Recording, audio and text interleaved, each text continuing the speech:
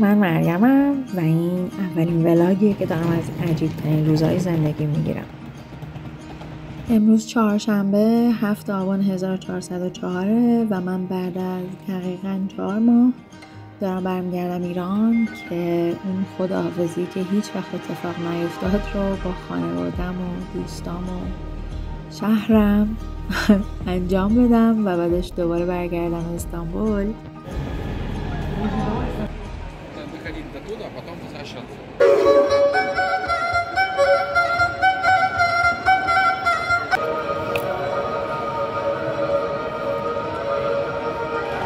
راستش من نه ولاگرم، نه آدم دوربینم، نه از این قرتی بازی ها بلدم، ولی خب واسه خودم خیلی فیلم میگیرم و همیشه فکر میکنم اگه این فیلم ها رو بخوام آدم به اشتراک بذارم باید یه وقتی باشه که یه چیزی برای گفتن دارم و این روزا خیلی چیز برای گفتن دارم. ترس، هیجان، تنهایی، استقلال، دلتنگی و فکر میکنم که شاید بتونم به یکی ایده بدم یا دل کسی رو آروم کنم، یا اگه کسی اول سفرشه و تازه میخواد وارد مسیر مهاجرت بشه شاید بتونم کمک کنم با تجربه که خودم توی مدت داشتم. خلاصه که اسم کاری که من کردم به نظر خودم حتی مهاجرت هم نیست. من تحت فشارهایی که بهمون تو اون 12 روز داشت وارد میشد کوچانده شدم در واقع و همین زندگی میخوام توی یه کوله و الان اینجا.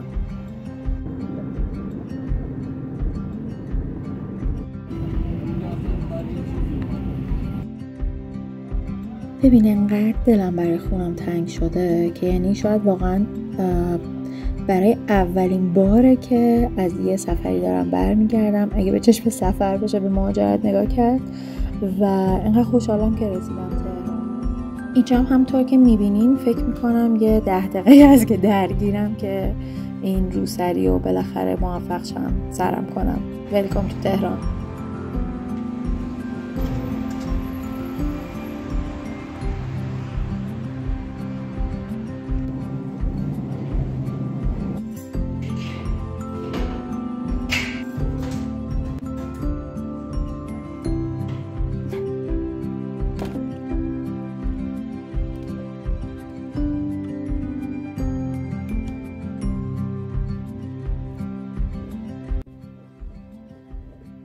خب سلام، اگه تا اینجا ویدیو موندی خیلی ممنونم ازت و خیلی به ولاگ من خوش اومدی.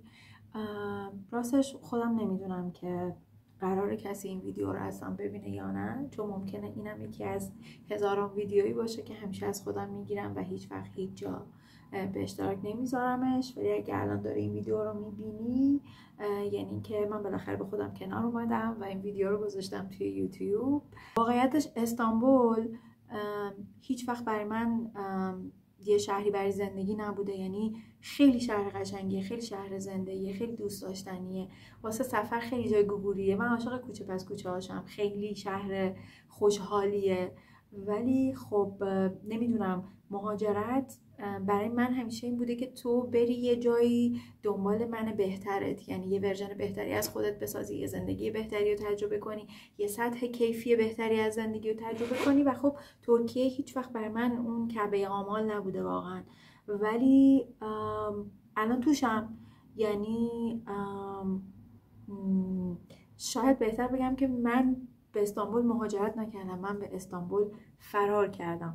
هدفم از ضبط این ویدیو و در واقع درست کردن این ولاگ ها بیشتر اینه که اگه تو هم داری به مهاجرت فکر میکنی، چون میدونم که ترکیه در دسترس ترین جاست و خیلی همون از اون جایی که خب کشورهای دیگه شاید هزینه های بالاتری اولش میخوان، مدارک خاصی ازمون میخوان، گردش حساب مالی میخوان و بلا بلا، راحت ترین جایی که ما ایرانی ها میتونیم بهش مهاجرت کنیم خب ترکیه است و بیشترین جایی که همه بهش مهاجرت میکنن استانبوله، یعنی باز نه شهرهای دیگه ترکیه هم. دوست دارم توی این ولاگا بهتون بگم که چه چالش‌هایی زندگی توی استانبول داره، هزینه‌ها چه شکلیه. من خودم توی یوتیوب خیلی ویدیوها رو دارم میبینم که در مورد زندگی توی استانبول دارن صحبت میکنن ولی واقعا فیکه. مثلا طرف رفته یه سری چیزای عجیب غریب رو میره میخری که شما شاید اصلا تو طول سال هم واسه خودت یک بار نخری، با اون میاد قیمت میده. یکی هم دیگه انقدر میره مثلا چیزای ارزونه اصلا نمیدونم از کجا پیدا میکنه که اصلا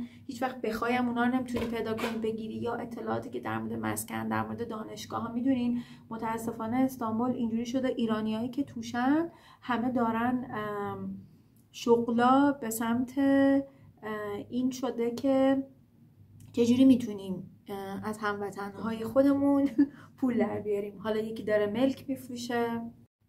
از اونجایی که من خیلی امکانات زیادی برای ویدیو گرفتن دارم، نورم قطع شد و مجبور شدم در ادامه دوباره برگردم. آره خلاصه یکی داره ملک میفروشه، یکی میگه بیا من دانشگاه ثبت نامت میکنم و شما نمیدونین پشت پرده اینا این بلا سر خود منم اومد چه پولهای هنگفتی داره از ما گرفته میشه.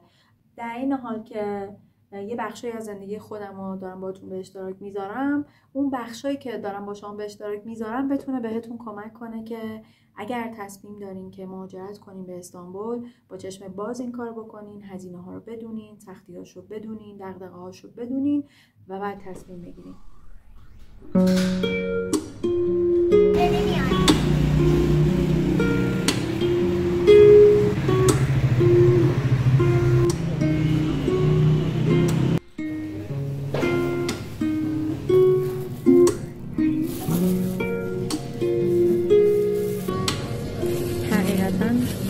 به جای 4 ماه احساس میکنم 4 سال نبودم. یه جوری همه چی تو 4 ماه گرون شده که خیلی عجیبه، واقعا عجیبه. یه دونم برمون کافه سفیده های تخم‌مرغ رو خیلی دوست دارم، خیلی زابی هم خوبه. من خیلی خوب دارم.